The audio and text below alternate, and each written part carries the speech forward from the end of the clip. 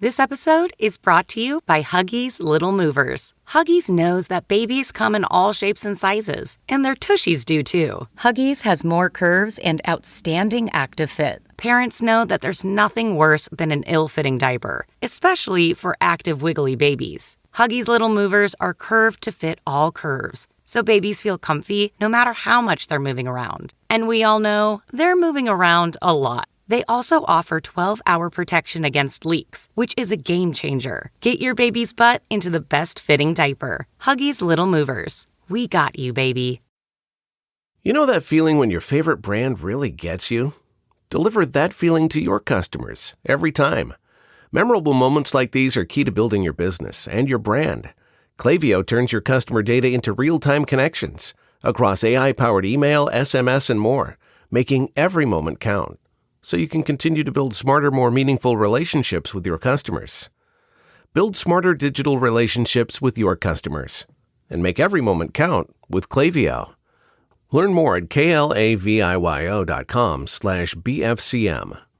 Hey, Prime members. Have you heard? You can listen to your favorite podcasts ad-free? Good news. With Amazon Music, you have access to the largest catalog of ad-free top podcasts included with your Prime membership. To start listening, download the Amazon Music app for free or go to amazon.com/ad-free-podcast. That's amazon.com/ad-free-podcast to catch up on the latest episodes without the ads.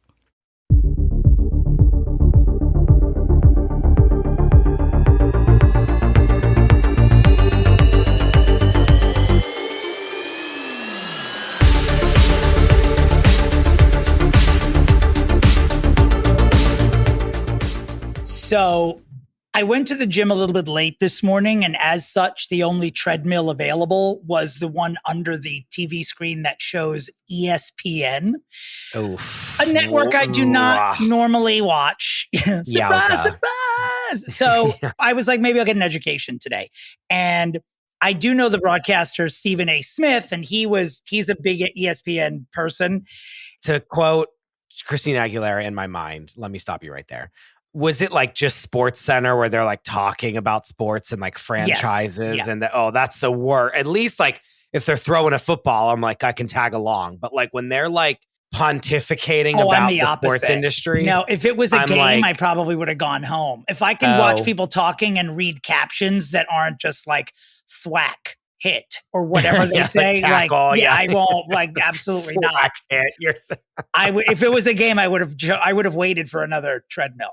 Sure. Okay, so continue on. I'm reading the caption. Stephen A. Smith is screaming, right? And the veins popping out of his head. Sure. And as I'm gathering, he is furious at the fact that a new WNBA star, Caitlin Clark, will not be on the Olympic women's basketball team for the United States. And I'm thinking to myself, sir, this is not something important enough for you to be screaming at this hour in the morning. And then I thought to myself, that's exactly what we look like when we're talking about Jennifer Lopez. So 100%. The entire world is full of idiots who spend their free time screaming about shit that doesn't matter. I am happy to count the two of us among those people, period. Yes. We are someone's Stephen A. Smiths. Somebody. Correct. Yeah. Correct. Speaking of abject insanity, listeners, you have our apology. First of all, we taped the last week's prefix as late in the day Tuesday as we could while juggling our other life commitments. 5 minutes after we hit send on this, I forgot. The Baldwins announce that they are going to be on a reality show on TLC. When I tell you, when this news dropped, I was taking a late afternoon shower. I was listening to 1010 Wins in the bathroom. I could hear my texts going off, off, off, off. I was afraid to leave the shower because I thought Cher had died. That's how many people texted me. Honestly.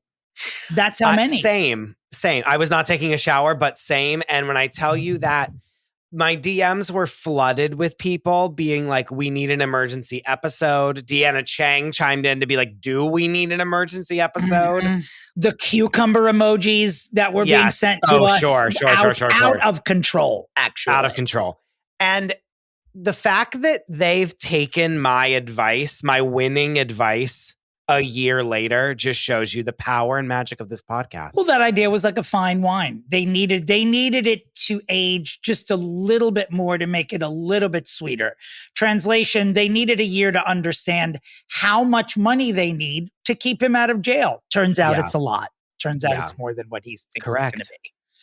Am I a viewer? Yes. Am I watching every single solitary frame? Yes. Yeah, we'll probably live watch them on the Patreon. Like, how are we not going to live watch the first and live tweet or live X? I know. Live something, throw a party, do something. Yeah. We might. Obviously, it'll be all cucumber-based meals. If I have something here, it'll be cucumber salad. Everything will be dyed green. Cucumber. Like a cucumber, like instead of like a hot dog bun, it's like a cucumber that's like cut in half. Speaking of hot dogs, right before we started recording this prefix, I received an email from The Hollywood Reporter, no less, informing me that Joey Chestnut, the world-famous competitive eater who has won the Nathan's hot dog eating contest 16 times, will not be competing in the contest this year because he is now signed with the brand Impossible Foods, which has just launched a plant-based hot dog. To which I say, so we're all just going to pretend there's meat in hot dogs? Okie dokie. All righty. Also, why? Wait, this was the Hollywood Reporter that told you this THR, baby. They are eclipsingpeople.com for my main news source. They email me every 45 seconds. You got to sign up. About what, though? Well, everything from Joey Chestnut Clearly to Rihanna. They run the fucking gamut. It's pretty, they are full service. Wait, his name is just like landing on me, Joey Chestnut. That's like something we call, like, what are you, being a fucking Joey Chestnut? But I think he's like that, too. I think he is that character. I'm avoiding talking about Jennifer Lopez. By the way, since I can't avoid talking about her. Yeah, you can. Are you aware that her sister is a New York-based reporter named Linda Lopez? Do you know her? No. Oh, you've got to dive deep, girl. Linda Lopez is a reporter on, are you ready? 10-10 Wins, my news radio. Yes. How have you not heard her before? I've heard her. I just forgot that it was her. And today I was in the shower and she's like, I'm Linda Lopez, 10-10 Wins. And I'm like, oh, you're stalking us too. Wait. She was on Fox for years, or maybe it was Channel 11, but she's been a reporter. Can we what? Can we get to her? We can get to her. Wait, to do what? Tell her sister to stop stalking us? I don't know. Yes. Or like help J-Lo. Or an expose. You think we should have her on to like talk shit about J-Lo? Like, no, I think it's like, how can we like, because I'm now in the like, she has a prayer chain in my world now. Yeah, so I'm like back on the like helping J-Lo train. I know. So like, can we get to Linda? I think we can.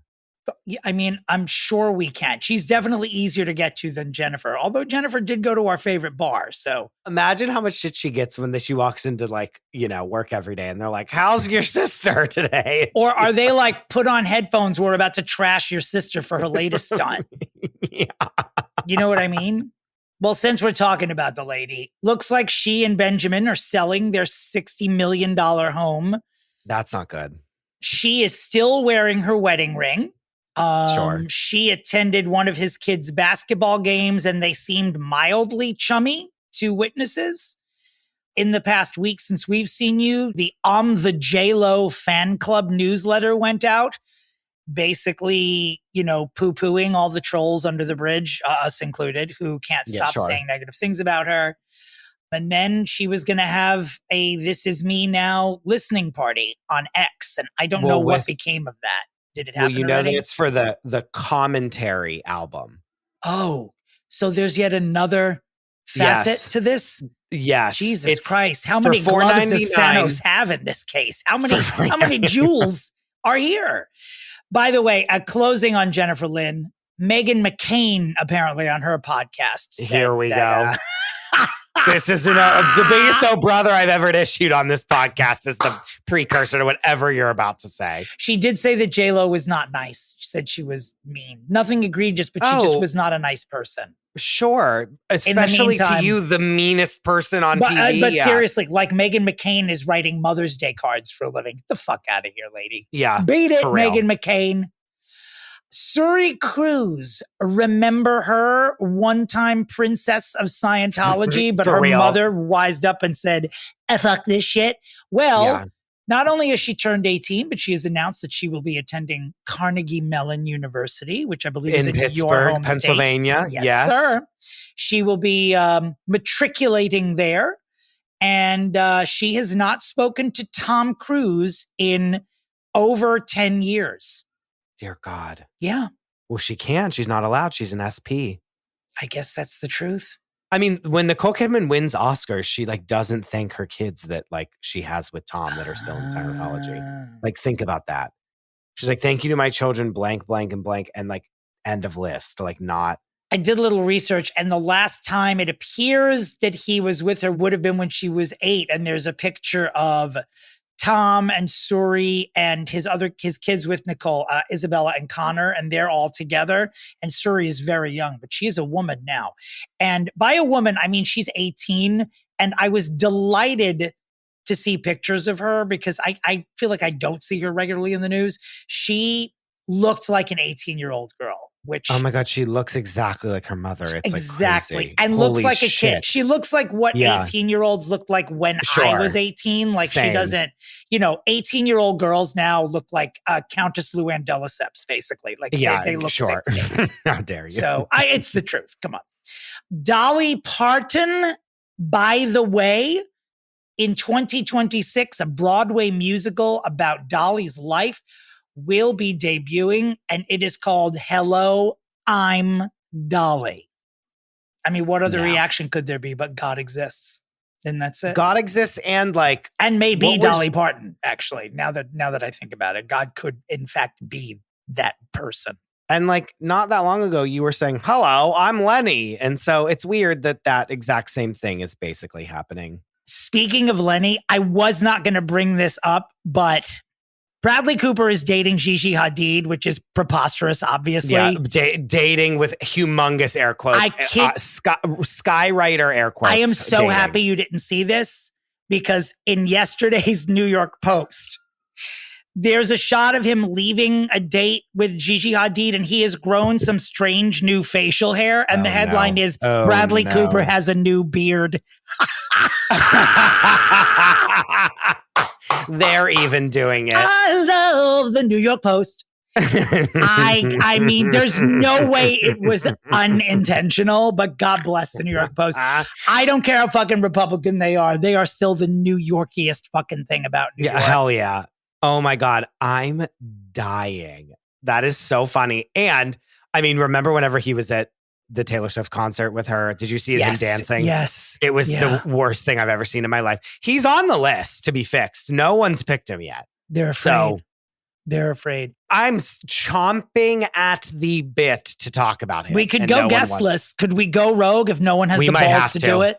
We might have to. Speaking of balls, let's talk about Nick Cannon.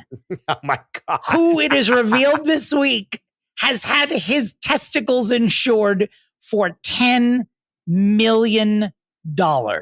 I mean, beautiful. God, I love this country. I love this country. Do you know? That's what we want. That's what we want. Is like, was this like superfluous and have no reason to exist? Yes. Do you know how many twirling meth heads I dodged in between the grocery store and my apartment today? Do you know? And this man had his testicles insured for $10 million. We are not serious people. None of us. We are not. Cat Pappas, I'm bringing it back. We are not a serious country.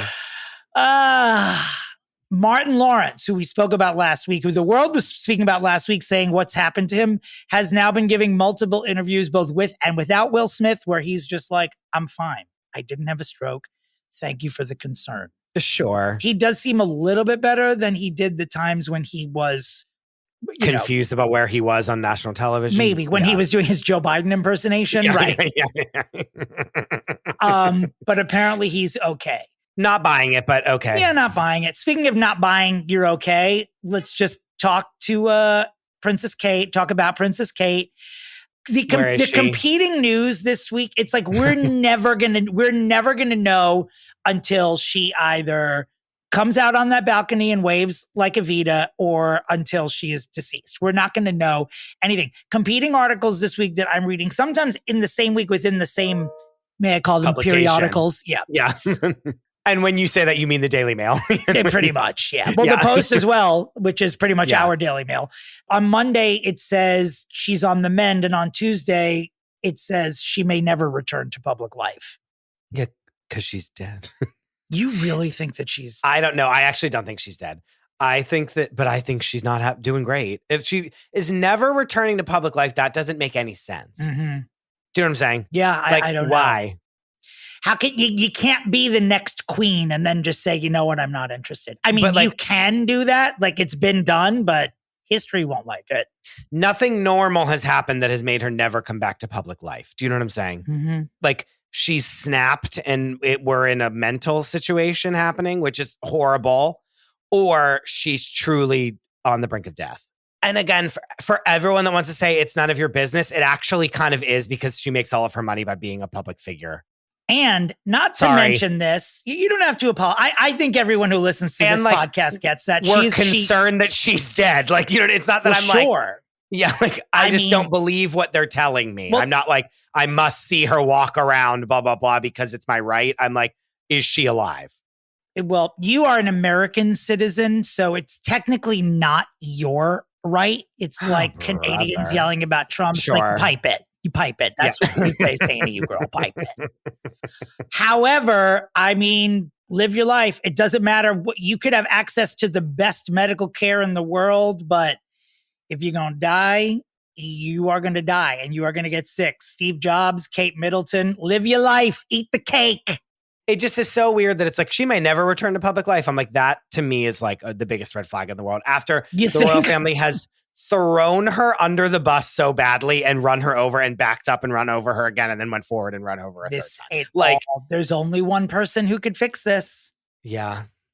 And her name is the Duchess of Smuckers. I'm sorry. I know you want me to say Schmuckers.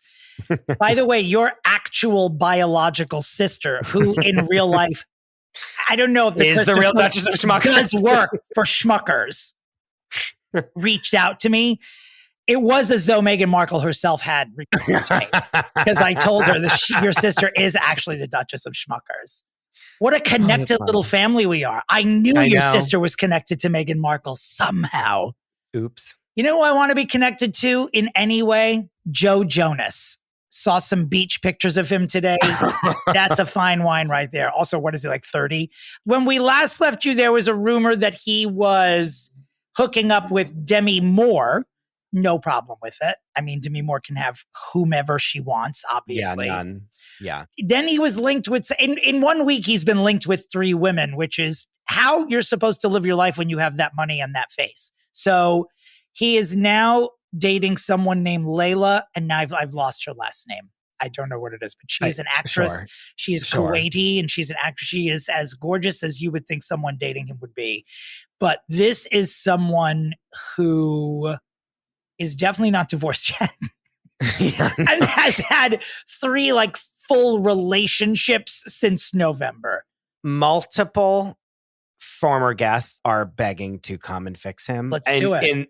That are supportive, and multiple listeners and other people are messaging me being like, basically wishing death upon him, as Wendy Williams did to Britney Spears' family. Like, it's a you want to talk about polarizing person? Mm-hmm. Joe Jonas. Well, so get ready. He will be fixed in the coming months. I'll tell you what. Let it be known. Someone like Joe Jonas, when he polarizes me, it just means he gives me a poll. And that is it. I don't care who he fucks over. Give him my address. Dear God. Well, I'm ready for a summer where wars will break out in generations of people that I laugh at. Taylor Swift and Billie Eilish are apparently at war. Why? Wait, I truly know nothing about this. Billie has been like giving these incendiary interviews where she says shit like, without naming Taylor, she's like, everyone doing new versions of their shit. Why are you wasting your time? Make new stuff, blah, blah, blah. And 5 minutes later gives another interview where she says 3 hours every night in a concert. No one's fans want to see that. It's way too much. She's just like, shitting on Taylor without saying Taylor's name. And the Swifties, excuse me, we don't call them that here. We call them Tayheads. Tayheads, thank you. The Tayheads are in a rage about it. They are absolutely flooding X with anti-Billie Eilish moments. And, normally when I see two women being pitted against each other in the media like this, I think, you wouldn't be doing this if they were men. But Billie Eilish is trying to just start shit here. It's pretty clear. Yeah. And I don't know why. She's young. And it's 3-hour concert. It's the Swifties are lining up days before to camp out. They want more. No, what I mean? They would be there for 6 hours. So it's if anything, you're it's right in front of your face that you're wrong and you're still saying it. Do you know what I mean? It's it's pretty insane. Yeah, I don't know. I want to like Billie Eilish, but we all know that I'm really not a Tayhead, but I want to like Billie Eilish, but every time I want to, I'm huh? I like both of them. When I see them perform, which for me would only be by accident in a clip or on an award show, I thoroughly enjoy them. I haven't watched the Eras tour yet. I'm told that I'm going to love it and love her and all that stuff. I don't dislike either of these people. Speaking of likability, here we go. Ariana Grande took a break from shitting out Wicked every concrete tile she walks on to go to the Stanley Cup finals with SpongeBob SquareClit. Yes, they have been seen on a date in public, and I didn't see any video. I only saw stills, but I will tell you, they look like a happy, geeky theater kid couple. And I like that. I think I have come full circle on her. And I think everyone she has dated before has been wrong. They've all been these edgy bad boys. That's never what she needed. I don't think it's ever what she wanted. I think she's a theater geek, and seeing her with him, they look like a couple. They harmonize together 100%. And then that's their foreplay is doing a duet. Oh, those are their climaxes. I absolutely, they have it planned out and they've picked notes. They probably record them too and they'll put them in music. I still feel horrific for Ethan Slater's wife or ex-wife. I think that it's terrible. To not be a public figure and have to go through something like that is terrible. But I don't know. I now think that this is going to stand the test of time. And he's not looking great. He looks even nerdier than before. There were pictures that were coming out when they first started dating where I was okay, he's not he's full. He's not trying to be a celebrity. He is not wearing any Revlon color stay. He is not trying fashion wise. It doesn't even look like he combed his hair. That's even more why I think it's real. Yeah. Yeah. Oof.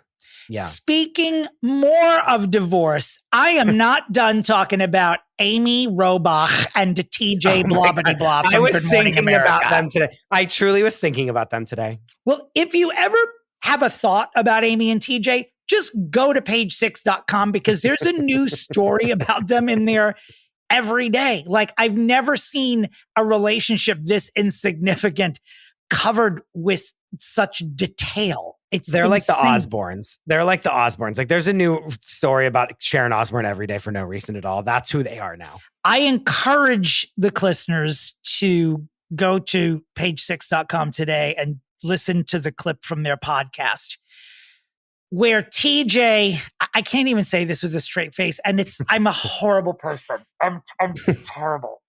I'm sorry. He talks about how Amy saved his life.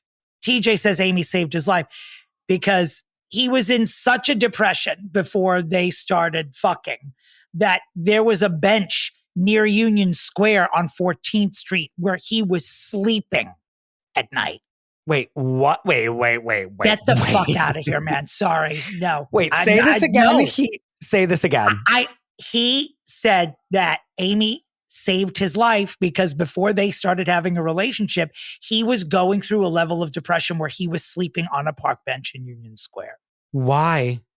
Well, I can't answer why because I know he's full of shit and I feel like it's terrible for people that suffer from actual mental health issues and are also poor, that when one of the anchors of Good Morning America is telling you, I was so miserable in my marriage that I was sleeping in a park outside. When your kids are in the fucking apartment, just go home, dude. Just go home. What? And these two, I can't. My God, I'm going to hate follow them for decades. I can't wait. Yeah. Well, and like, remember whenever in that one article that they were saying that they were drinking like 8 drinks in an afternoon, like before like noon, he was cocktails. like, he was like 19 drinks in or whatever. It was like, it's like, yeah, because you're like blackout drunk and you stumbled over to a park. If this is even true, because you're in a full blackout and can't go home to your wife because she'll be like, why are you blackout Amy drunk? Saved me. I'm depressed. This is, I'm sleeping in a park because my wife will kill me if I come home drunk like this in front of our kids. Yeah. Okay, well, let's just call that mental health and excuse the bad behavior. It's bad for people who actually, this guy, a lot of people don't cover that what he did to this wife with Amy, he did to his previous wife as well. Like, this is actually the 3rd time that he's done it. And I certainly am not one to lecture anyone about, wherever you want to stick it, as long as the person says, okay, go for it. But you've betrayed all these people like one in a row. You've like left a pile of bodies behind you and traumatized women. And we're supposed to feel bad for you because you passed out on a bench. Tell the story. Tell the story. What was his real name? Lutelius. Lutelius, TJ. Lutelius, the story. Lutelius. That should be his memoir. Lutelius, the story. A couple of quick things. Rihanna surprises the world with the launch of Fenty hair. This woman is not only is she never releasing an album again, she's not even going to hum in the shower at this point. She's done. Cosmetics, underwear, wigs, we're done. Rihanna's done. Kiss her goodbye. She should run for president. Getting the album. She needs to go on Instagram Live for 2 seconds and say, guys, I'm never giving you the album. Goodbye. And just hang up the phone. Pat Sajak left Wheel of Fortune. Bye. Move on from that. Gabby Sidibe, not a fan. Gabby Sidibe had twins, and her family is adorable. They are the cutest fucking family. Nice. Her partner, I think they're married. They're absolutely adorable. The kids are gorgeous. I can't remember. I know one of them's named Cooper, and I can't remember what the other child is named, but bless you, Gabby Sidibe. Huge fan. So good for her. I really like her a lot. Loved the Big C. Like when I look at her, I don't think Precious anymore. I just think I love the Big C with Laura Linney, and she made me laugh every time she was on camera. So work.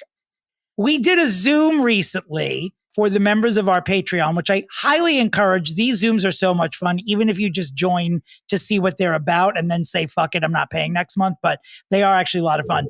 This one that we did in June somehow, because of me, devolved into like me seeking advice from all of our listeners about my love life.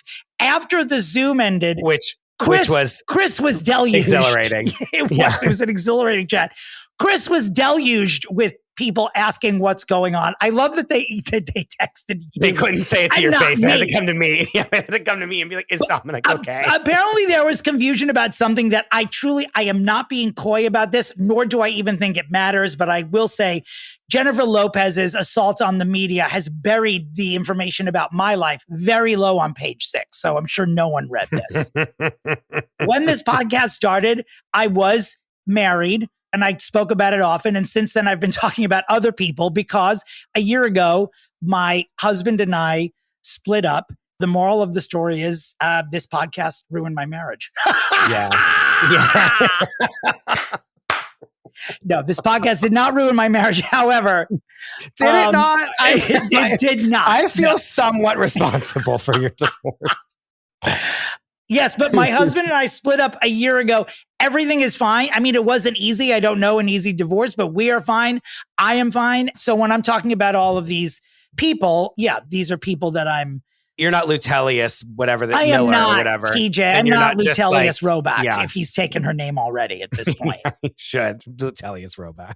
If you're going to be in Provincetown or the vicinity for the week of July 4th, Chris and I and Chris's partner will be vacationing there together, and we'll be shooting some fun content. We will be doing the prefix from Provincetown that week. It's going to be a kiki and an ooh la la. We will not be doing it live as in like we're selling tickets for people to heckle us during the prefix, but we'll be there. So if your name is either Jess Rothschild, Liz Beckhart, yes, Shanaz Petty, or Jennifer Lopez, you know where we'll be. Right. Or Linda Lopez. We will be there. Yes, also Linda. What, Dominic, we need to get to Linda. Now that I know that she's available and like in theory, she's on 10-10 wins. Like she'll pick up our DM, you know? You're trying to say that the talent on 10-10 win are losers and that they will go no, to the I'm opening just saying, of an like, envelope. I'm telling you, they're not first A-list of all, celebrities. My mother went on a cruise with her sisters. How many sisters? Her 3 sisters. Oh my God. Okay. It's a lot of sisters. There's 5 of them technically, but there was only 4 of them. It was only the 4 sisters. Why aren't they talking to that other one? That's the story. I don't care about the buffet. No, she just couldn't go. Why aren't they talking to the other one? She couldn't go. So she's sending me, they're in Miami and it's like cruising out of Miami. Every place they went to, Long Island iced tea on the menu. So she's just sending me errant photos of just Long Island iced teas, Long Island iced tea on the menu. They get on the cruise. These women, and my mom basically just said, imagine what you think these women look like that were on this cruise with us. Like that's who they were. The waiter comes over to their table, which is the table next to my mom and her sisters. The bartender goes, what would you like to drink? And they go, 4 Long Island iced teas. And the bartender just goes, ugh, no, and rolls his eyes and walks away. And my mom had to cover her face to not laugh right in their faces. Is that not the funniest thing you've ever heard in your entire life? Man should be fired, though. Doing that in your mother's face. Yes, it is hilarious. Oh, it wasn't your mother's party. It wasn't my mom. It was these 4 ladies next to them. But these 4 women next to them were ordering Long Island iced teas, and the guy truly scoffed in disgust and then walked away. And my mom saw it all happen and started laughing like uncontrollably, and then like put her menu up in front of her face to block it. That is hilarious. How did the women react that he was shitting on? I don't even know. They were like, oh, huh. Like, I don't even know. They were like, oh, that's great. Isn't that amazing? Great. And P.S., we have no Long Island iced tea stories coming in recently. And I think we need more. No, we don't. If you're a new listener, if you're a new listener, I had a Long Island iced tea in Italy and Dominic berated me for it. And that's where the journey began. It's where it started. And many people come in on their Long Island iced tea stories that were wild. We need new ones. Send them in. Sure. Please. I just gave you one. So if you have a better one, let me know. And this is some writer was like, oh, people all like these men that look like rats. Okay. Hot rodent summer. Like, it's insane. And it's all because of those boys in the movie Challengers, really. And then they threw like Timothy Chalamet and fucking Jeremy Allen White in there. And like slam. Like, imagine if that's you. Imagine if you're Jeremy Allen White. You've been on TV for like 2 decades now. And then someone writes an article about you saying hot rodent summer. Well, I'll tell you what. I would be furious. I would have sex with any of those rodents. Yeah, you're like, I'm the rat czar. Right you're like,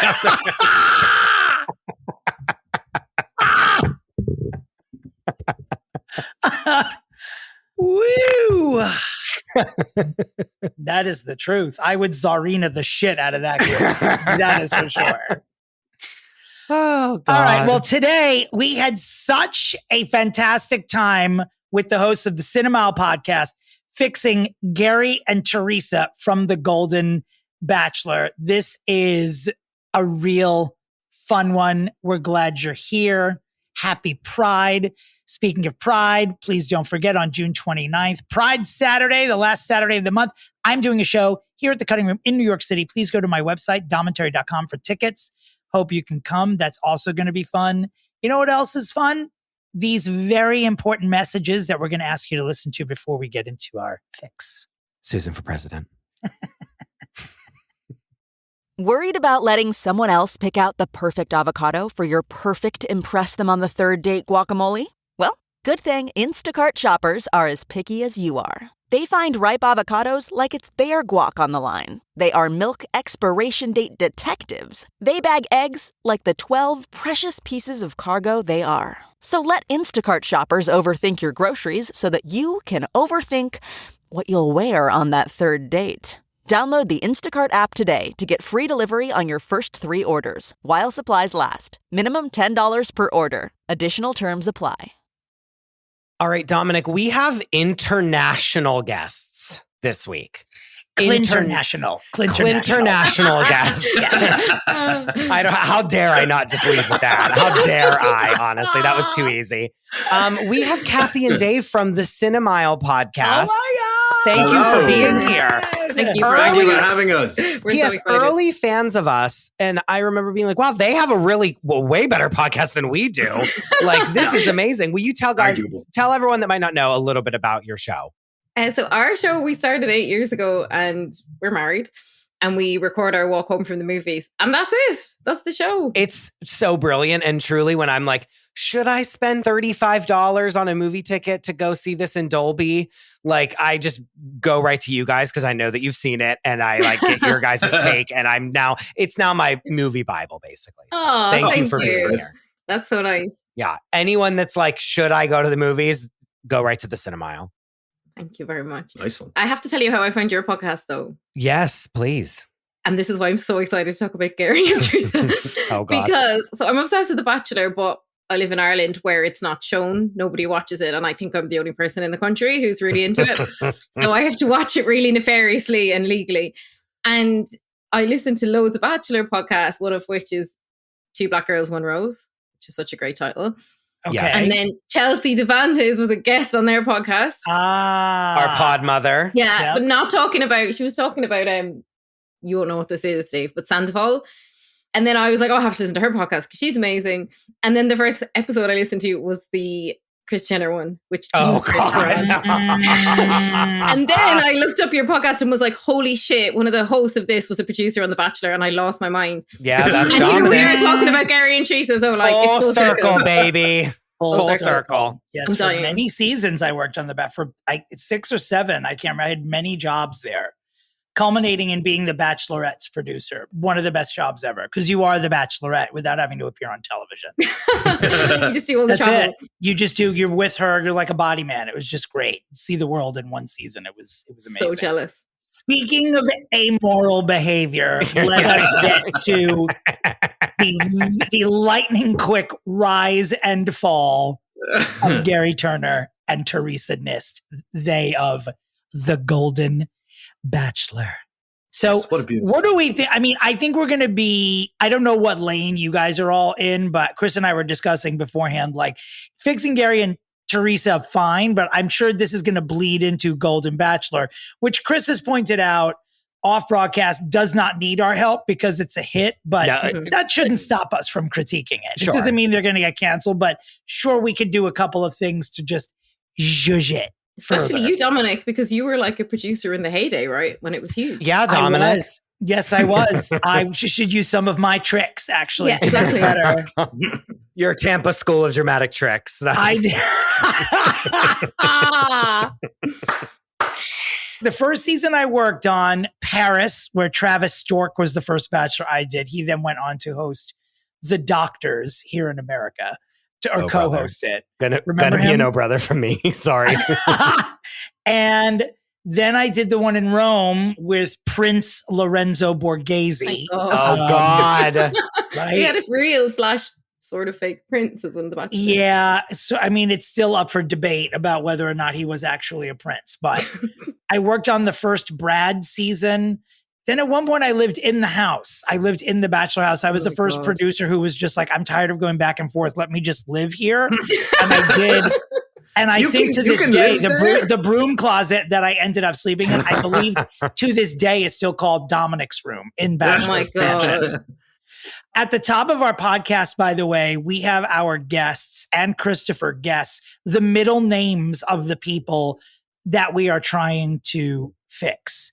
We have 2 this week, so this is going to be double the fun. Who do we start with? Okay, I'm thinking. I'm already Let's start first with, now, it is Gerry, right? Like I keep saying Gerry, correct. but it's spelled Gerry, but pronounced Gerry. Correct. He is pronouncing his own name incorrectly, which for me is the first thing that needs to be fixed. Yeah, that's like that should be a red flag that you don't even know how to pronounce your own name. Yeah, it's too much. Gerry Turner. What is Gerry Turner's middle name? I would like to propose that Gary's middle name is Gerry. That he has correct pronunciation of his name buried in between all his other names. I love that. Gary Jerry is fun. Gary Jerry Turner. What's your name? Gary Jerry Turner. Like, that's fun. I'm sorry. More fun than he is, by the way. I mean, let's crank it up a little bit more. And that nickname is obviously Gigi. Like, that's what if it's Gary Jerry, he's Gigi. Gigi Turner, by the way, born in August of 1951. He's 72 years old and he's from Hudson, Indiana. What are your actual guesses for Gary's middle name? William. Yeah, that sounds as boring as it is. Or I'd say like Peter, like something big biblical. It's got to be something really just like, Christian. Yeah. What's the most boring white man Christian name you could think of? Says a guy called David. From Ireland. Hey, John, maybe. Yeah. John is the most boring. Okay, John Turner. Hang on, but let's do a double reveal at the end. Okay. Theresa Nist. Theresa Nist. Jersey strong, by the way. I have to rep her. She is 70 years old and from Shrewsbury, New Jersey. I'm pronouncing that in a UK way because I'm sure it's Shrewsbury, but it's Shrewsbury because of our guys. I think go full circle on it. I think it's Joan who's the new Golden Bachelorette. Oh, I feel like it's that. Joan's a great guess. Teresa.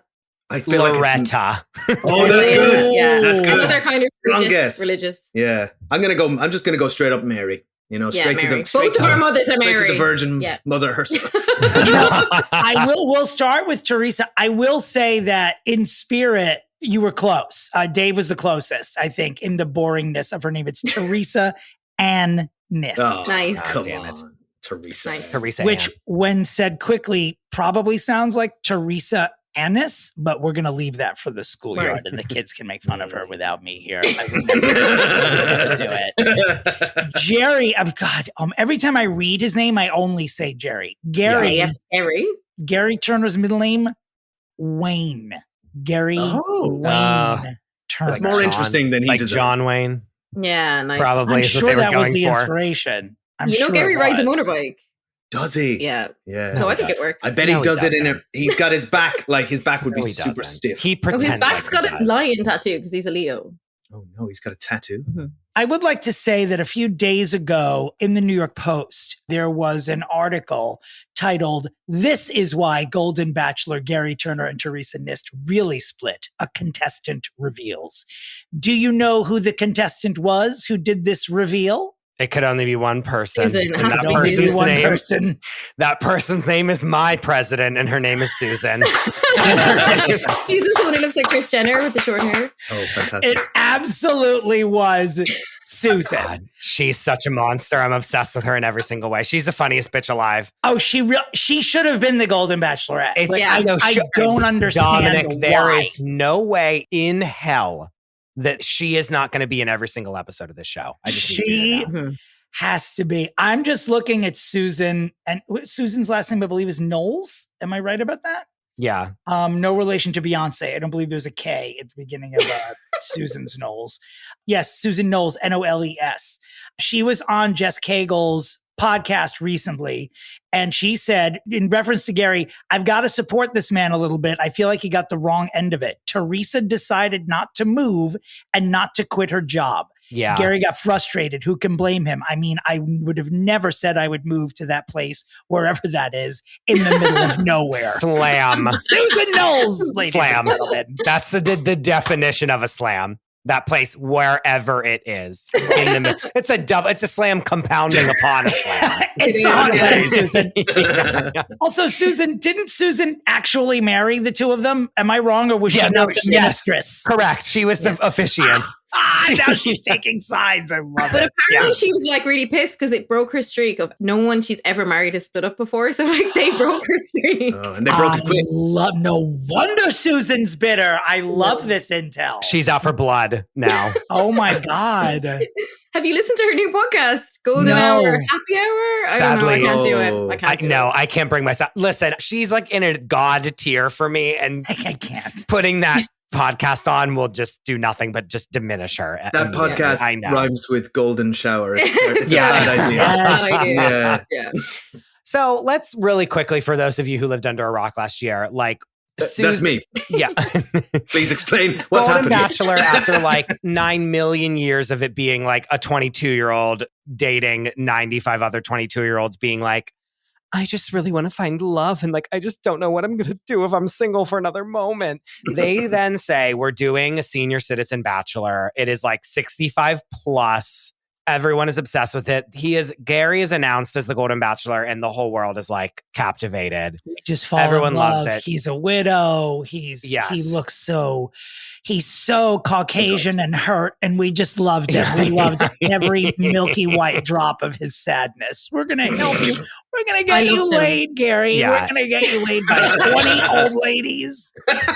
Every woman coming out of the limo is better than the next. You know what I mean? We have one woman, Theresa herself, that flashes him full frontal upon getting out. Susan looking like Kris Jenner. What was the other woman that was like her best friend that looks like Caitlyn Jenner? Like, you know, characters upon characters upon characters coming out of the limo. That's a slam. I'm sorry. I'm not. Well, I do mean to talk about her physically, but if a woman is being accused of looking like Caitlyn Jenner, I feel like it's a slam at this point. Yeah, but they look exactly like them. The two of them together, and then there's pictures of Kris and Caitlyn, and they did like side by sides, and it's like two. Susan it's like is the better version of Kris Jenner. Like she's like the groundling version of Kris Jenner.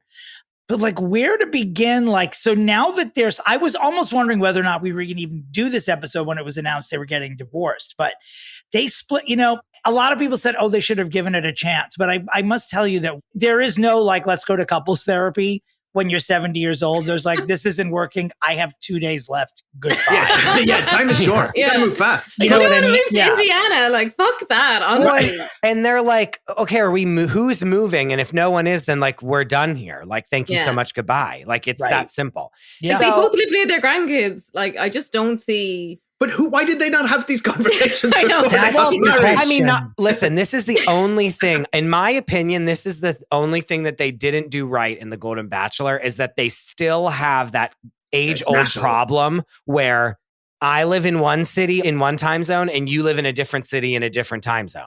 Yeah, like, which Love is Blind addressed and fixed, that's why I love Love is Blind so much because in theory, they're all from the same town. So like, there's no real reason other than they don't want to be together or like whatever their relationship problems are. There's no like logistical excuse to not be Yeah. together. Right. Yeah, period. Exactly.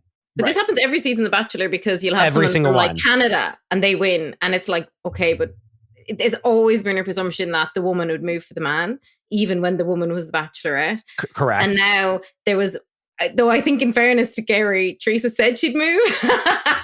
But there's always been this kind of presumption the woman would move, but you've never had a woman who, most of the time, they don't particularly have a career outside of being an influencer, but she's like a stockbroker or something. Yeah, she is like, and lives in like a really nice town in New Jersey. Like Shrewsbury is like not like, they went to her house. It was like really nice. I think it's really nice. And she's like kind of cool. I mean, I personally have no ever notion of working at the age of 70, but she's like, I want to work. I love my career. In fairness to him, I think if I was him, I'd be like, what? You still want to work? Like we could be doing Instagram dates. No. They keep getting free travel all over the world. Like, what's she doing? He loved that she worked and had money. He loved it. So it's Theresa and then Leslie, who has had sex with Prince and is absolutely the hottest one of all of them. Oh, I told you before. Yeah. Like Leslie, a dance instructor who has had penetration with Prince and is like head and shoulders the hottest one, like banging body, hot face, beautiful. It was so fun. And like, I think she's such a good vibe as well. Great vibe. But she was just like a dance instructor that's just like flying up by the seat of her pants and is like playing it fast and loose, which I love. But then Gary hears, oh yeah. And then I remember in their final dinner together, in the fantasy suite, he says, before the fantasy suite, he says to Theresa, oh yeah, what do you do for work? They've been dating for weeks. They've been dating for weeks. And she goes, I'm a stockbroker, blah, blah, blah. She just says a bunch of business words and he has stars in his eyes. Yeah. And even though Leslie did like splits on that D for him and was like showing him the Prince treatment, he was like, it's got to be Theresa. Whatever. If you can't close it. It's like, so Dominic is an ex-Bachelor producer, right? This is my theory as someone who watches it too much. I think he was all in on Leslie and they love to fuck things up at the last minute. And they said to him, because they know he's broke, because we've all read the Hollywood Reporter expose. Sure. We'll get there, by the way. I feel like a producer just said, Gerry, have you asked Theresa what she does? Because it's interesting. I'm sure that happened. She had a really interesting story where she like taught herself how to play the stock market or something from like the library. Yeah, sure. The library. Because I bet by that point he already knew. And so they would have to sow seeds of doubt, because it's not, they probably did try to sow some doubt by having him ask. We used to say, we used to rationalize with everybody that, how can you fall in love so quickly? Because the track record is not fantastic with relationship success on the show. It's not at 50%. But when you're there, you don't have your phones. All you're doing is dating. So it's sort of like you've taken the entire process that would stretch out over months and you've just compressed it into 6 weeks, because the only thing you're doing and the only thing you're thinking about is your love life and this one person that you and all of your girlfriends are dating. Which is so weird. But yeah, it is weird. And it's sort of like when you are producing that show, you are living in an alternate reality, because you do have to keep, sometimes the people will look at producers and be like, what the fuck am I doing here? So weird. But there is always one person in the final four who was like, I came here to be on television and now I'm so wrapped up in this and him. And I think I'm falling in love with him, but I don't know if it's just exacerbated by the fact that I kind of have to fall in love with him or not. And I would just shrug to that. I'm just like, what do you feel? What's in your heart? What do you want to do? Oh, brother. How do you feel when you see your boyfriend dating all of these other whores in front of you? But what you're describing, Dominic, are the symptoms of Stockholm syndrome. Oh, sure. Right? Yeah. Sure. That's what that is. I think the people who work there fall into that category as well. So if 12 people make it, my recollection, and please, Bachelor, whoever's producing the show now, don't quote me or sue me. My recollection is that 12 women would survive the first cocktail party. And so it's sort of like the Bachelor would pick 6, and then the producers would pick 6. Right. And inevitably the people that we would pick, it's like you would definitely They're all the villains. There's 2 of them are bonkers and probably shouldn't be on television or out of their house. Those 2 always make it to the second week. Yeah, well, sure. Hello. And for people that want to be like, oh, so it's fake, blah, blah. It's like, do you really think that Gerry wanted to be with Susan? No. Yeah. But did we get gift upon gift upon gift upon gift for exactly. Susan going the majority of the show when she made the meatballs and they were all farting? Oh my God, that was so funny. When they were playing Never Have I Ever and they were eating the ice cream and they said, Never have I ever been with a woman. It's one of the best things I've ever seen in my entire life. And they go, Never have I ever been with a woman. And Susan looks one way, looks the next way, looks down at the ice cream and goes, God damn it. And just starts eating the ice cream. They had to do a talent show and she wore a what is it called? A gi, a karate, white thing. And then she put the belt around her head and then she kicked through a board. I can't. On stage. So amazing. Electric. I can't. She is electric. So just saying, do you think that he wanted to be with Susan? No. Did we get Susan because of this? Yes. Guys, my theory is that they go to the fantasy suites. Leslie, she's doing cartwheels on him. She's doing reach her on the back, flip sideways, you know what I mean? Things you ain't never. She's literally right. Gerry was probably terrified after the fantasy suite. Clitorally. She probably was, right? She probably put 2 fingers. She put 2 fingers in his ass and was like, "I've done this at Paisley Park." He loved it. No, he came out of there like a changed person forever sexually. And then when doves cry, indeed, Gerry. Yes. And then he was like, "I'm in love with you because you just rocked my world quite literally." You fisted. And then he was like, wait, you're a freak. What do you even have in your life? Nothing. And then Theresa's like, I'm so rich. And he was like, bye. I'm jumping on this gravy train. It was quite something. And you won't know this, but the third person who came in, what's her name? Faith. And she was super cool. And she actually rode a motorbike, which she was really into. And he gave her the first impression road. She was so cool. And then he said in front of all of her kids, I love you. And then the next day he was like, fuck you, you're dumped. Yeah. And that was I was like, that's when I was like, oh, Gary's cold. He's cold. Dog. Because he did it in front of her kids. That's so embarrassing. No, and she was so taken aback because he didn't need to say it. You don't need to say it at that point. That's when I realized there's something not right with him. Well, it's such a strange thing to do. And speaking of him being a dirty, dirty dog, then Hollywood Reporter article comes out that is like, the person that they sold us as Gerry is not who it is. And here's all of these women that have come forward to say that they dated him in between. His name's really Gerry. Yeah, first of all, his name is Gerry. How dare you? Yeah. And these women are like, I dated him for 3 months. Like, he tries to say that he didn't date anyone since his wife died. Like, I dated him like immediately after his wife died. Here's this person said, like, we would split the bill when we would go out to dinner, but he would make me Venmo him the half so that he could like put it on a credit card and look to the waiter like he's paying for dinner. He actually had sex with the owner of the funeral parlor the day his wife was buried. No. Dominic. You're such an idiot.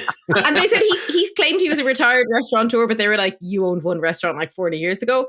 But in Gerry's defense, I think all the stuff the show kind of made out about him, he never said himself. Like, I don't recall him ever on screen saying, I haven't dated anyone since my wife died.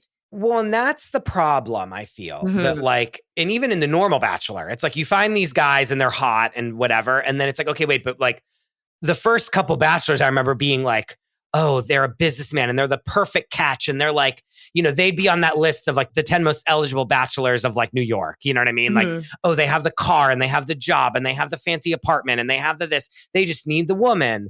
And now it's like guys that want to be on reality television and want to be influencers. And so we have to turn that into like Mr. Big. You know what I mean? We need to turn each of this. And so his was like this story of like, he's a widower and his wife and he's a restaurateur. He's like financially good, even though he really kind of isn't, according to these, you know, articles, or just not as wealthy as you would think. And, you know, he has a house on the lake, but it just like happens to be a house on the lake. It doesn't like, he doesn't like own the lake. You know what I mean? It's not like he doesn't have like a speedboat that he's taking out on the lake, or in Dominic's case, a pontoon boat. Name's Nazi Decision. That's right. You know, they he doesn't gotta have, be, but it is sort of like production does that the way that we would do it on LinkedIn. Like they've got to sell, they've got to make him valuable. Nice. They've got to make him aspirational. Like he can't just be like, you know, Gerry lives under a dumpster in Detroit. And, you know, they got to make him, they got to turn him into it. Right. Because no one on television cares about personality. They just care about those bullet points. It's like they need to make these women be interested before they even show up. So that's what they I think they did him dirty because I think they didn't need to do any of that just in this instance because it's Golden Bachelor and his story was so sad about his wife and he did seem like he was good on TV and like he seemed nice and I think the show did him dirty. They set him up to fail. Well, and these things that are just so clearly verifiable to be lies. Do you know what I mean? Like, oh, I didn't date anyone and I have not dated anyone until my wife, like since my wife. And then it's like, well, then no, there's like a slew of women that are coming forward. You lived with one of them and you fat shamed her, Gerry. We all read the article. Right. Oh my God, I forgot. He was like, you could like afford, what did he do? He was like, you could afford to lose a few pounds or something, right? Like, it's just like, but then you're like, by what standards? And I don't know the answer to this. Am I holding a 70-year-old man too? Like, I don't know. I don't know. Yeah. I heard he took out that one woman and she ordered dessert. She ordered a tartufo and he picked it up with his bare hand and threw it at her face overhead in a restaurant. And then he was like, and it wasn't even cut up. It wasn't even cut in 4 pieces. It was just a ball of ice cream and it hurt her. She was hospitalized. And then he said, don't stop believing in losing weight. Oh, it's tough love. It's tough love, Sheila. Take that. It's tough, all right? Yeah, it's tough. Yeah, it's tough. Gerry to host the remake of The Biggest Loser. That's what I'm calling. Yeah, I think you fixed him. There we go. Oh my God! Can you We're imagine? only 30 minutes in. They're not talent. These people. They are right. You have to keep your fingers crossed because these are, you know, for lack of a better term, civilians, and it's a grind. I mean, you're hiring a hero to represent $1 billion brand for your company. And part of the appeal is that they can't have any like television experience. They've got to be aw shucks for it to work. And then once you get a taste of that, once anyone gets a taste of that, that's when they're the Gerry that showed up at GMA, like to show off his divorce looking, you know, with fillers. With his pen, like ready to sign the divorce. He had a quill in his hand. But what do you think? You know, the way the show finished airing in November and then they said live, and we're going to do a wedding in January. My theory is in their defense that like in November, they were still in the honeymoon phase. It sounded like a good idea. Well, they were probably offered shitloads of money. And again, they probably got paid so much money to get married on TV. I mean, not for nothing. They needed it to succeed because Gerry needs it. Everyone, no, but not even that. But like the show was great. Like I don't watch The Bachelor at all, and I tuned in every week to watch The Golden Bachelor and was salivating over it and like basically almost getting a Susan tattoo on my back. You know what I mean? Like it was like a hideous tattoo. I love Susan, but we need her. Why is Susan not on this podcast? I got my mom to watch it. She's like 65. Yeah. And we watch it every week. I'm with my little sister, and they've never watched The Bachelor with me before because they're like, "You're a fucking loser. What are you doing?" And when they then were showing us like the preview for the next Bachelor, and it was like that Greek man that was like young, I was like, I don't want to see this. No one cares, right? Like I was like, this is not. No, I'm like, why are we not immediately going right into the Golden Bachelorette? So on the horizon, they get divorced. I mean, no shit, by the way. Like, what? Like, are we surprised? And not for nothing, but so Gerry, soon. That's the surprise. I was surprised at the speed. Gerry, in Indiana, what are you doing? You're not working. You're not doing anything. Go live in New Jersey with her. Why does it have to be that she has to like leave all of her riches and her good job to like go be in Indiana and like have her thumb up her ass on a lake?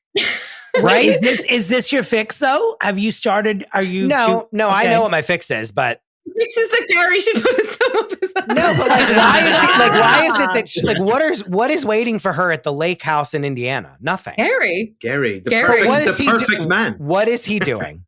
Nothing. He's singing "Don't Stop Believing." How dare you? That's all they did. Apparently, at their wedding, during their vows, they said it. Albeit, this is me secondhand listening to podcasts about it.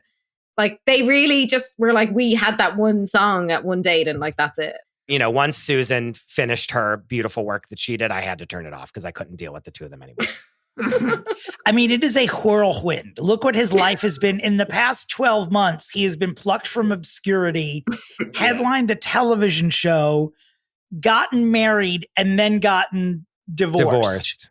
Mm-hmm. No, they dissolved their marriage. GMA. Did Robin Roberts officiate the annulment, or like was there a ceremony?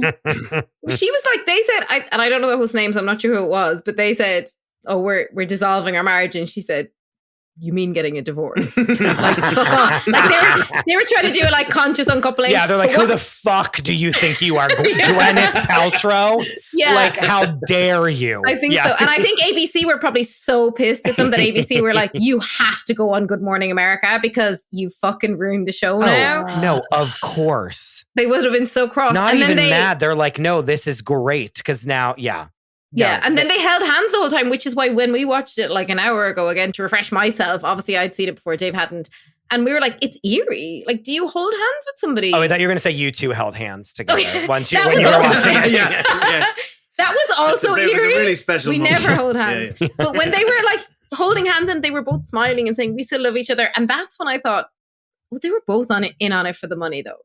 When you are that age, you sort of know what your own limitations are. And I believe that in common, they probably came up with, fuck, this isn't going to work. We truly bought into the fantasy. We gave it our all, but realistically, this can't go on. I don't know how much. I feel like they were secure enough that they didn't just do this for money.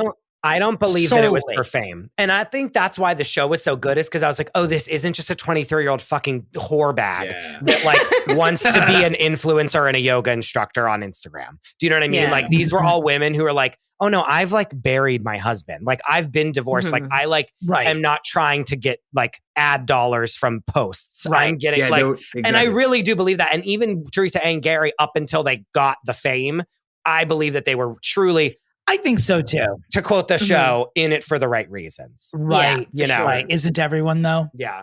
Isn't the show way better when they show people having fun and not just having stupid fights like you'd have in high school about, like she said some stupid thing about me, like adults don't care about that stuff to a larger extent, and like just be friends and like be nice. And even after like he treated Leslie so poorly, she still was like, I think Teresa's great, and like I wish her the best. You know, she was not petty, and you know they should have made the Golden Bachelor. But that scene where he is like breaking up with her and she starts bawling her eyes out was like it was the most compelling TV I've seen all year. Period. Yeah, like it was out of control, amazing.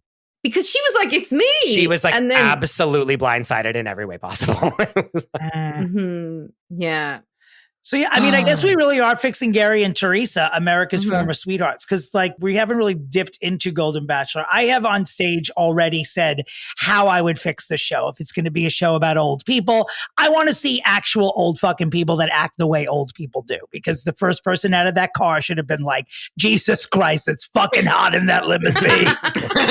And that's it. I want old New York women. That's what I want coming out of that car, period. I want real old people, not someone flashing or I've never felt better. I've never looked younger. No, bitch, break a hip. I want to see old people on the show. You want like a walker to be coming out first. Like the door 100%. opens and it's a walker. Those people don't deserve dick. I mean, come on. Let's come on, for God's sake. And you know what? It should be like the true kind of sign of a successful fantasy suite is a broken hip, at least. Correct. Or a knee. Or a knee. Because the fantasy in a fantasy suite when you're 70 is, can we get this done in 3 hours without falling asleep? Like, let's be honest.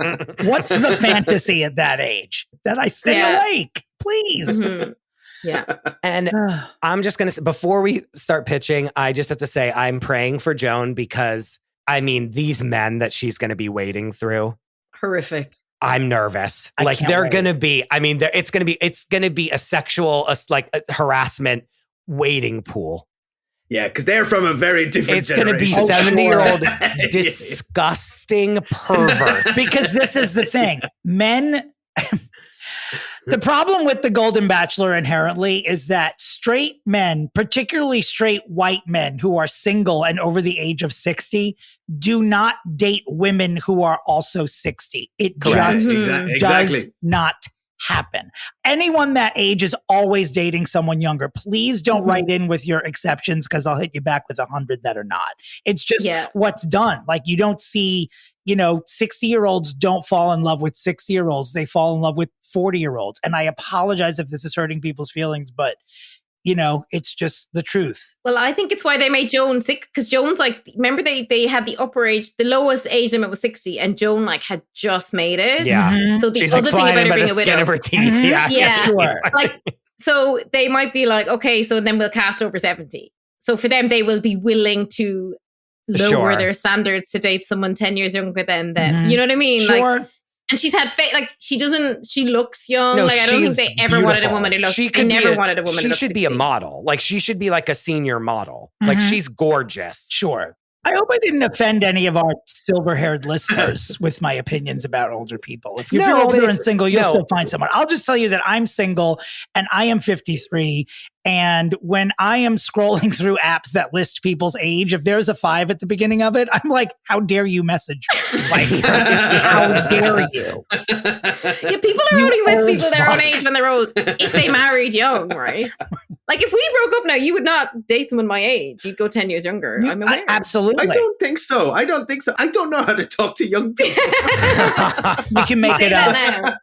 You say that That's now. the thing. You don't have to talk to them. No, just pull your phone out. That's it. Yeah. Just TikTok them. No, all right, I think it's time. I'm Joan, I'm nervous. Like it's just, I'm praying for her because these men are going to be disgusting and it's going to be beautiful. I'm going to eat it up, but it's going to be horrifying. You know why? Because men age differently than women as well. And it's sort of, how am I putting it? I've not seen any of the contenders on Golden Bachelorette, but no one has. When a woman makes an effort to freshen herself or look younger, I at least personally view it favorably. But when a man tries to do it, horrible. It's just so cringy. Like hair dye, desperate. Dare I even say beard dye, all of these things that peck implants. I mean, these are all on my wish list as well. But I mean, peck implants, so specific. That to me is going to be the thing I'm going to look forward to the most. Is like who? Yeah, these like fillered out like Botox to the hilt queens that are going to be coming Texas Rangering their way out of that fucking limo. Face not moving. You know what? It's just going to be amazing. I mean, hey, get fucking Al Pacino in there. And fucking they're having kids. We wouldn't do that. We would not do that to women. We wouldn't do what we couldn't. We need someone old and famous though, like Chuck Norris. I love that idea. I know, really. Yeah. Where's he?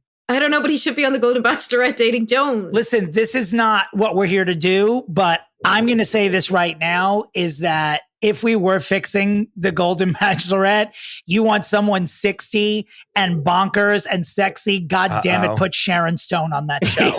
Oh my God. Make her the Golden Bachelorette, please. The world wouldn't be able to handle that. That would be, Dominic, you and I would be in like septic shock. I'm having palpitations even thinking about making more jokes about it. You know, I'm so excited about that possibility if she did it. And she's absolutely cuckoo bananas in every way possible. And so like it would be, oh my God, they couldn't even. But you turned me off her. Was it last week though, when you said that she was supporting Kevin Spacey? Yeah. So you turned me off. I'm ignoring that. I removed it from I eternal sunshined it from my brain, and I'm not thinking about it. It's just not happening. She didn't do it. This is it. We are ready to fix We're thrilled. Gerry and Theresa. Christopher. Excited. Christopher. Now you've seen in person, there's a neck crack. And now let's wait for my favorite pause of the week. Gerry, Jerry, Turner. Theresa and Nist. You guys, okay. You're staying within Bachelor Nation, first and foremost. You can't take one little piggy toe out of there because no one gives a fuck who you are. And no one knows who you are. They're like, who are these two like people that wandered away from a senior home that like got on this red carpet? Like, you know what I mean? Like, what Make-A-Wish Foundation is being granted for these two to be? You're staying within Bachelor Nation because you have to. This is what's happening. The Golden Bachelorette is happening. Joan, our fucking girl, is going to be swatting grabby hands left and right away. And you already know that, like, you know, you're getting every single one of our favorite ladies from, you know, the original one is coming back in. Like, you know, Susan's doing a lie detector test of these men, 100%. Like, there's no way she's not. Like, and if she's not, she is now. Like, Susan and Cathy are administering a lie detector test, and Cathy is like dressed like a like slutty, like, you know what I mean, has like the ruler and is like a slutty, like, you know, the Men in Black school marm. And then Susan's like hitting the dials in the background, is doing the thumbs up or the thumbs down. Like, you know, that's happening. And if it's not, now it is. I need Theresa to come in and like coach her like later in the season, or maybe even a couple episodes in. And Theresa's coming back every so often to be like, Joan, like grabbing her by the throat and being like, Joan, don't do what I did. Like, I need this to be like full on Days of Our Lives level of dramatic of like, Joan, here's the things that I saw that I should have known right then, blah, blah, blah. And keep this drama of her and Gerry not getting together going as they go, because we need to hear why. Like, I need more drama, and I need the other women to be with Theresa too and be like, what's happening, blah, blah. Like, that needs to be the sideshow of all of this, is that like, we're keeping it all going. And like 4 episodes in, I need a limo to pull up out front of the mansion after we've had a couple roses given and a couple like eliminations. And I need Gerry, Jerry, Turner to walk out of that limo, walk in the front door and say, Joan, I don't think it's over between you and I. And I never thought it was. It has to be. And then I need him to like just assimilate into the group, and all those men are going to be on their fucking tails being like, what? Gary's here? Blah, blah, blah. And then that just explodes the season. I love this. So he's Nick Viall on Caitlin's season. 100%. That's what you're saying. Right, 100%. And then we see, and then him and Theresa bump into each other. You know, like Theresa, here come the ladies to come do some neutral bathroom in the foyer of the mansion. Like, we see, you know, the ladies are coming to do like, oh, it's like field day and everyone's going to do a 3-legged race or whatever. And so, you know, Susan and Cathy and Theresa are like bopping on in. They're doing pickleball though, Chris. Come on. And then Gary's standing there and Theresa's like, and then they have to go do a one-on-one off somewhere and do like, you know, and we just keep it rolling. And then they're just, but at the end of the day, it's really still Joan's show, but we're getting our closure that we need. And I mean, I'm signing up, I'm watching, right? Knowing that that's Very happening. Strong. And Very that's strong my pitch. Good pitch. That's my pitch. Excellent pitch. Very strong. Thank you. Very high. Wow. That's going to be tough. I almost dropped out halfway through your bet. No, I did. I forfeited once before, and I almost did now. But I will say that this one pitch I have is that the opening night, the limos pull up on Golden Bachelorette, but Theresa gets out of it. Walks up to Joan, sticks her tongue in Joan's mouth, and says, I have a surprise, bitch. It's going to be me and these 19 men competing for you. We need a bisexual bachelorette. Can you? We do. Wow. We do. That would be great. I mean, it's been done before, but Tila Tequila is also someone I had removed from my brain. So I'm not doing it. Rightfully That's not my so. actual idea. My actual pitch is...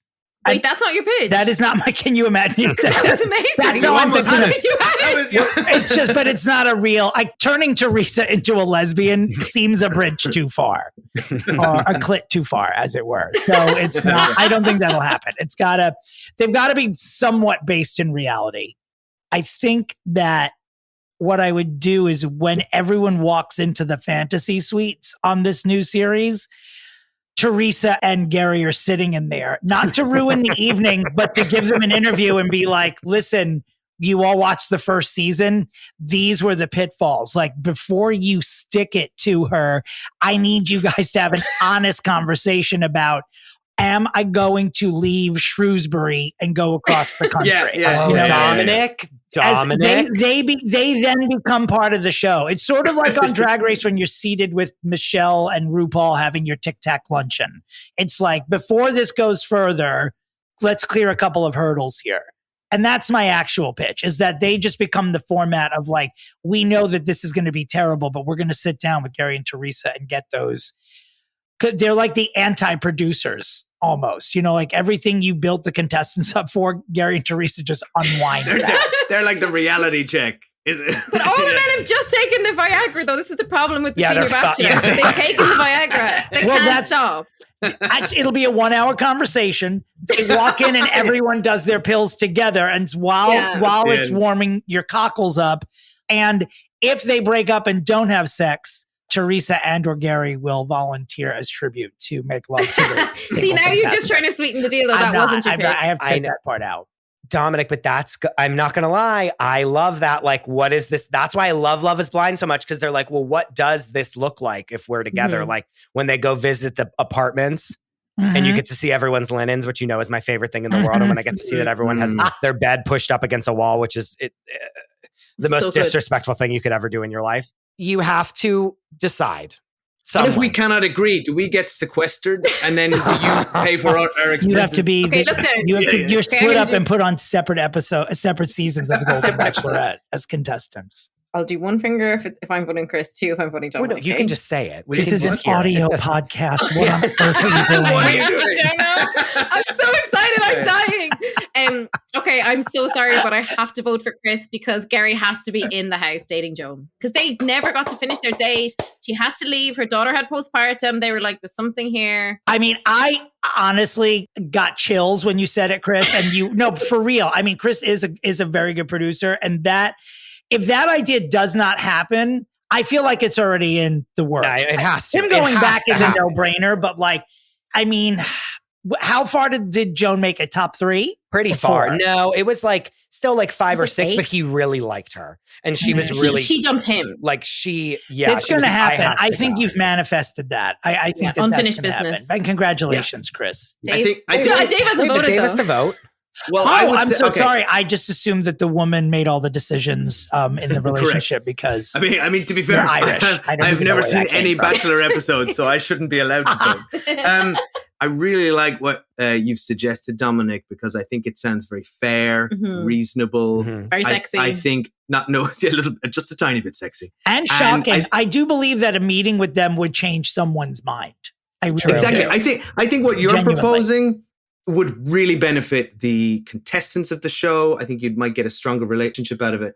But I cannot resist the drama of what Chris that benefits us. Oh yeah, it benefits us. Exactly. Selfishly, as an audience member, I think I'd watch Chris's version. So I'm also going to have to vote for Chris. Mm-hmm. Yeah. It's unanamus. Congratulations, Chris. Thank you. Yeah. Thank you. Do you think Gerry, whatever, does he have an appetite for this? Do you think does he have the well, it sounds like he does based on the facial work that he had done before Good Morning America. I think every woman in Indiana, any woman in Indiana over the age of 55. What do you mean? No, I'm laughing at him having work done. It's like if you make a person who cares nothing about entertainment. You make them famous. In 6 months, they act like every other celebrity does. You're opened to this world that you didn't think gives you possibilities you never dreamed of, and then that just becomes part of your life. I'm sure everyone who knows Gerry is like, 2 years ago, this would be the last person who would put a filler in his face, and now he looks like. He looked good though. I have to say, Melanie Griffith. I don't know. Yeah, was it good? Was the work good? Like, if he had pec implants, I couldn't see. Don't even say But his face Don't looked even really say good. that to us. Yeah, he looked good. Face. What a pleasure this has been. I have loved meeting and laughing with you both. Thank you both. We can't believe we get to be your Clinton National. You can be our Clint. Sure. Many have tried. Clinton National, but you know. Our Clinton National. Well, we had Brian Moylan on, don't forget, right? He was. Oh, that's right. He was London based, but he was London based. But not London bred. So this is in many ways our first Clinton National. Obviously, we know that you guys now need to be our official cinema correspondents. Of course, and, yeah. You know. More than happy. Well, you're also our Clinton National correspondents. Like if anything happens in any country other than the United States, you will just have to come on and represent Absolutely, the yeah. world. Mm-hmm, Yeah. absolutely. Yeah. Well, thank you so much for having us. This is like, I can't tell you how many people I've told about this weekend, and I've gone into such detail about The Bachelor to explain to them why I'm here, and they've glazed over. So much fun too. I've lost them. I really enjoyed it. Thanks, guys. Cathy and Dave, thank you so much. Tell everyone where they can find your podcast. I'm looking at you because I've spoken the pointing at entire you. time. Okay. They're getting a divorce right in front of us. I know you can't see us, but they're about to get physical with each other. I can't. They have a pen. Speaking of quills, they have divorce papers drawn up right now. We are their Good Morning America, Dominic. I was wondering why Dave got fillers last week. We're TJ and Amy. Yeah, like that weird facelift that Dave got last week. You didn't understand what that was. Now you do. Pecs are looking great. Look at his pecs, Pecs look man. amazing. Yes, no, you can find us at the Cinemile on all the socials. Just search the Cinemile. We walk home from the movies every week, and we will be either consciously or unconsciously coupling or uncoupling. You'll have to tune in to find out. Yeah, that's our clickbait. Dominic, where can people find you? Well, my website's dominterry.com. My socials are at Dominic Pupa. Follow me there, and follow the Fixing Famous People Insta page. I am also doing a Pride show called We Get It, You're Gay at the Cutting Room, June 29th, here in New York City. Christopher, where can our listeners, both domestic and clitonational, find you on the internet? You guys can find me at the Krista Rosa. You can find the show at Fixing Famous People. And you can find the Patreon at patreon.com/Fixing Famous People. I wish you all well. And as always, where's Shelly? And where's Kate Middleton? Goodbye.